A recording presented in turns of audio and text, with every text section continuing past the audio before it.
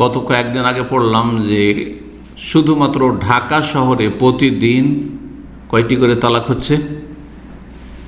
39টা পড়লাম বা তার এরকম বেশি পড়লাম। প্রতিদিন কি হচ্ছে? 39টা করে তালাক হচ্ছে। সৌদি আরবে তালাকের হার অনেক বেশি। পশ্চিমা দেশে তো হাদ্দেস ওয়ালা হারাজ, যা বলবেন তাই। পশ্চিমা দেশে অধিকাংশ বিয়েগুলো টিকে না, যেমন অমুসলিমদের টিকে না তেমন মুসলিমদেরও বিয়ে টিকে না, ইল্লা মাশাআল্লাহ।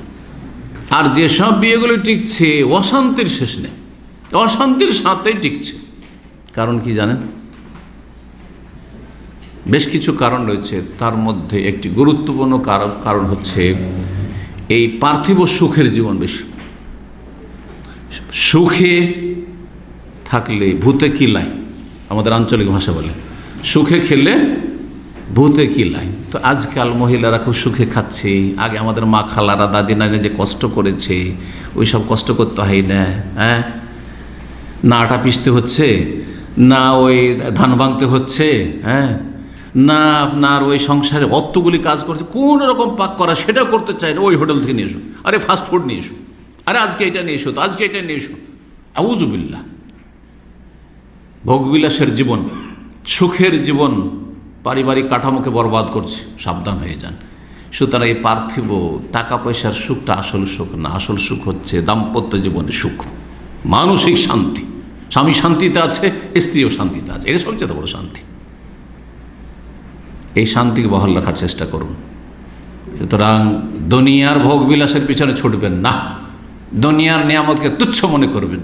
দুনিয়ার এই টাকা পয়সাকে আর ভালো ভালো এই যে খাবার দাবার মানুষ খাচ্ছে আর যাচ্ছে, আর আমরা তো কিছু করতে পারি না, আমরা তো আর হোটেলে খাই না, ওই ডেইলি পাক করো, না না, কখনো না। দুনিয়ার দিকে দেখবেন না, আশেপাশের লোকের দিকে দেখবেন না। দুনিয়ার লোকের কম্পিটিশন, তারা নতুন নতুন মোবাইল ব্যবহার করে, নতুন নতুন গাড়ি কিনছে, আর তুমি কি করছো? নতুন নতুন বাড়ি সাজাচ্ছে, তুমি কি করছো?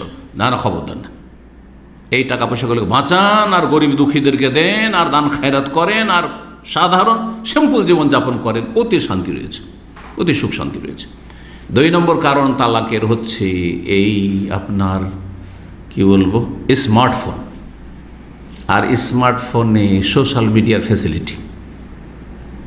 স্ত্রী অধিকাংশ সময় স্বামী থেকে ছেলে মেয়ে থেকে গাফিল, মোবাইল ইন্টারনেটে মেতে রয়েছে। স্বামী মোবাইল ইন্টারনেটে মেতে রয়েছে, যার ফলে কেউ কারো সাথে সাথ দেয় না, কেউ কারো পাশে দাঁড়ায় না।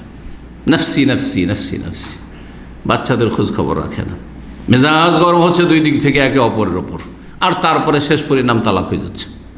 জি, এর সাথে পরকীয়া প্রেম তো আছেই এই স্মার্টফোন থাকার কারণে। আর এতে যে আপনার মেসেঞ্জার আর ফেসবুক আর আপনার কি বলছে আপনার ইমো আর এটা সেটা, এই যে সব সময় হাতে, আরে কি স্বামী বাইরে গেল আর শুরু হয়ে গেল, স্বামী প্রবাসে থাকে, এইদিকে পরকীয়া প্রেম চলছে, হারাম সম্পর্ক চলছে, যার ফলে শান্তি হয় না। শেষ পরিণাম কী হয়ে যাচ্ছে? তালাক হয়ে যাচ্ছে, শেষ পরিণাম তালাক হয়ে যাচ্ছে। আল্লাহ হেফাজত করুন। তো প্রশ্ন করেছেন যে বিষয়টি, যে তালাক হয়ে যাচ্ছে মনোমালিন্য, তো মনোমালিন্য কেন হচ্ছে এই রোগ শনাক্ত করতে হবে এবং রোগের চিকিৎসা নির্ণয় করতে হবে, আর সেই চিকিৎসার প্রয়োগ করতে হবে। শুধু বললে হবে না তালাক হয়েছে। কেন তালাক হচ্ছে? একজন স্ত্রীকেও চিন্তা করতে হবে, একজন স্বামীকেও চিন্তা করতে হবে, এরকম তালাকের পরিস্থিতি কেন তৈরি হয়ে যাচ্ছে। কেন আমাদের মা খালাদের তৈরি হয়নি? শতকরা একটা তালাক হয়নি, হাজারে একটা করে তালাক হয়েছে আমাদের যেগুলো মনে পড়ছে। হ্যাঁ, আমাদের বয়সের, এমনকি আমাদের চাইতে যারা জুনিয়র তাদের মধ্যে দেখেন যে শতকরা একটা করে তালাক হইতো না, আজকাল শতকরা 60-70-80টাই তালাক হয়ে যাচ্ছে। 10-20টা বিয়ে টিকছে। কেন? আল্লাহ হেফাজত করেন। দেখা যায় 1 বার বা 2 বার বিবাহ হয়, কিন্তু সুখ হয় না। এই জন্য সুখ হয় না যে কারণ করে বললাম, সমাজ তাদের বলে থাকে এই দোষ বা ভুলের কারণে ডিভোর্স হলো, দোষের কারণে। দোষ তো হয় 2 জনেরই আছে, আর না হলে একজনের তো অবশ্যই আছে, ঠিক না? বিনা দোষী কি আর তালাক হয়? দোষ আছে, ভুল বোঝাবুঝি আছে, কিছু দোষও আছে আর কিছু ভুল বোঝাবুঝি আছে, আর কোনো ক্ষেত্রে সন্দেহ কাজ করে। সন্দেহ কাজ করে, যদি একে অপরকে সন্দেহের দৃষ্টিতে দেখে তাহলে তো কখনো শান্তি হবে না, তাই না?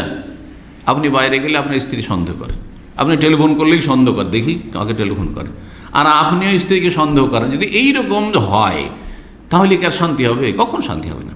জি, তাহলে সন্দেহের জায়গাগুলি থেকে উভয়কে বাঁচতে হবে, স্বামীকেও বাঁচতে হবে আর স্ত্রীকে বাঁচতে হবে। জি, সন্দেহের কারণ তৈরি করছেন, নিশ্চয়ই তা কারণ তৈরি করছেন, তো সন্দেহের কারণ যেন তৈরি না হয়। আপনার সম্পর্কে আপনার স্ত্রী যেন সন্দেহ না করে, আর আপনার স্ত্রী সম্পর্কে আপনার যেন সন্দেহ না হয়, এটা তাকে চেষ্টা করতে হবে।